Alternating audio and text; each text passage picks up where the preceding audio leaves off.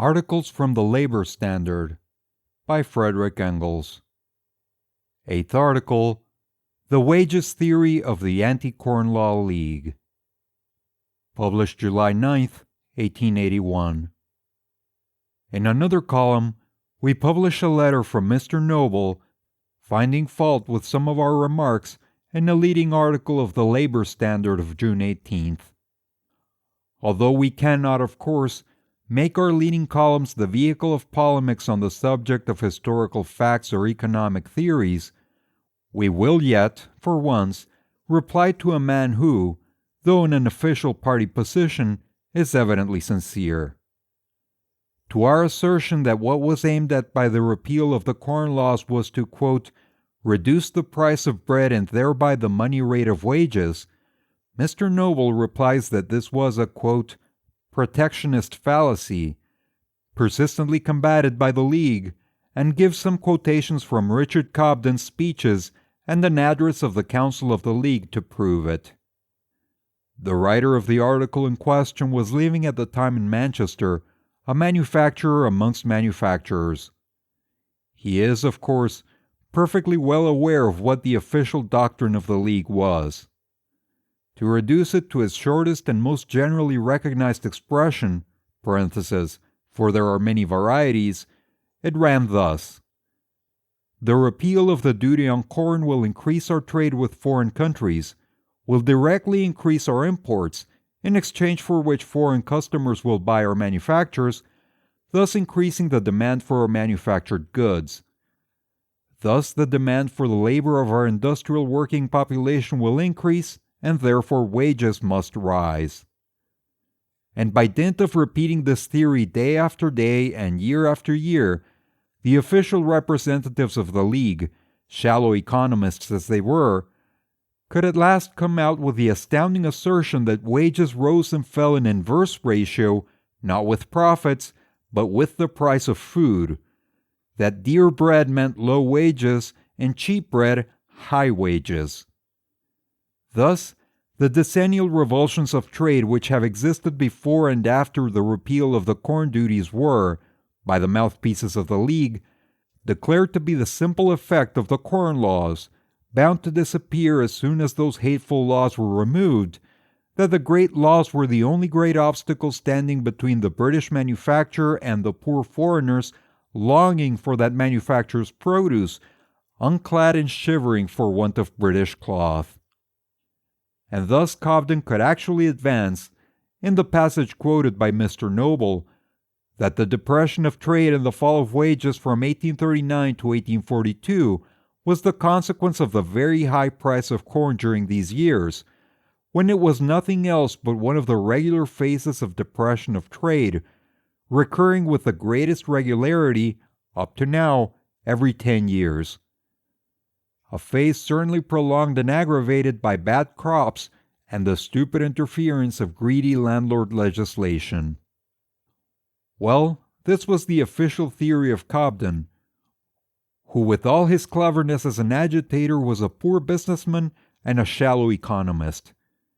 He no doubt believed it as faithfully as Mr. Noble believes it to this day. But the bulk of the League was formed of practical men of business, more attentive to business and generally more successful in it than Cobden. And with these, matters were quite different.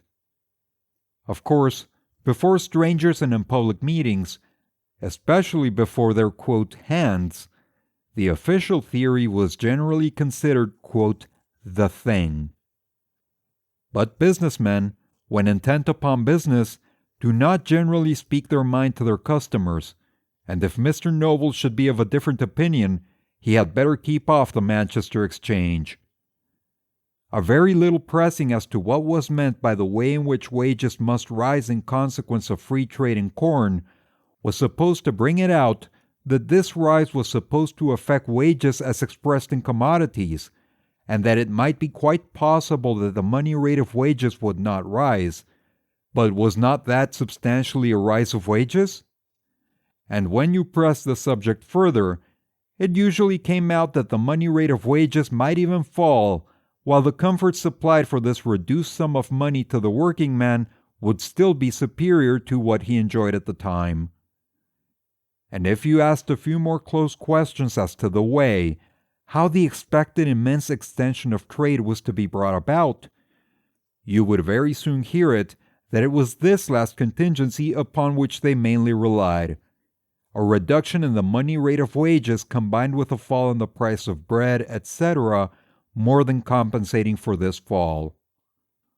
Moreover, there were plenty to be met who did not even try to disguise their opinion that cheap bread was wanted simply to bring down the money rate of wages and thus knock foreign competition on the head. And this, in reality, was the end and aim of the bulk of manufacturers and merchants forming the great body of the League. It was not so difficult to make out for anyone in the habit of dealing with commercial men, and therefore in the habit of not always taking their word for gospel. This is what we said, and we repeat it. Of the official doctrine of the League we did not say a word. It was economically a, quote, fallacy, and practically a mere cloak for interested purposes, though some of the leaders may have repeated it often enough to believe it finally themselves. Very amusing is Mr. Noble's quotation of Cobden's words about the working classes, quote, rubbing their hands with satisfaction at the prospect of corn at 25 shillings a quarter.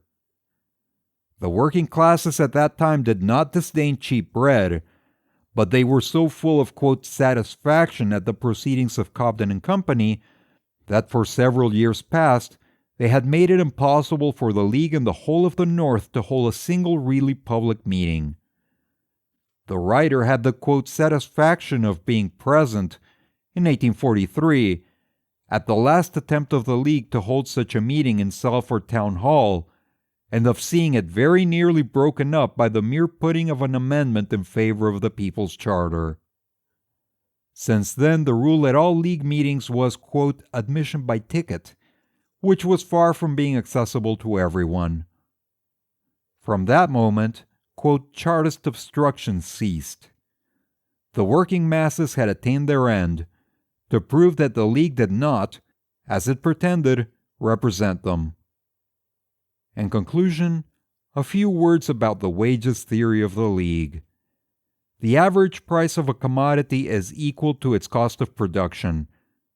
The action of supply and demand consists in bringing it back to that standard around which it oscillates. If this be true of all commodities, it is true also of the commodity labor, or more strictly speaking, labor force. Then the rate of wages is determined by the price of those commodities which enter into the habitual and necessary consumption of the laborer. In other words, all other things remaining unchanged, wages rise and fall with the price of the necessaries of life. This is a law of political economy against which all the Baronet Thompsons, Cobdens, and Brights will ever be impotent. But all other things do not always remain unchanged, and therefore the action of this law in practice becomes modified by the concurrent action of other economical laws. It appears darkened, and sometimes to such a degree that you must take some trouble to trace it. This served as a pretext to the vulgarizing and vulgar economists dating from the Anti-Corn Law League to pretend, first, that labor, and then all other commodities, had no real determinable value, but only a fluctuating price, regulated by supply and demand more or less without regard to the cost of production, and that to raise prices, and therefore wages, you had nothing to do but increase the demand. And thus you got rid of the unpleasant connection of the rate of wages with the price of food, and could boldly proclaim that in this crude, ridiculous doctrine that dear bread meant low wages and cheap bread high wages. Perhaps Mr. Noble will ask whether wages are not generally as high, or even higher, with today's cheap bread than with the dear taxed bread before 1847. That would take a long inquiry to answer, but so much is certain. When a branch of industry has prospered and at the same time the workmen have been strongly organized for defense, their wages have generally not fallen, and sometimes perhaps risen. This merely proves that the people were underpaid before. Where a branch of industry has decayed, or where the workspeople have not been strongly organized in trades unions, these wages have invariably fallen, and often to starvation level. Go to the East End of London and see for yourselves. You have reached the end of The Wages Theory of the Anti-Corn League by Frederick Engels. Click on the links at the end of this video to go to the playlist or the next chapter if it's available. If you enjoy this content and would like to support the channel, please like and subscribe.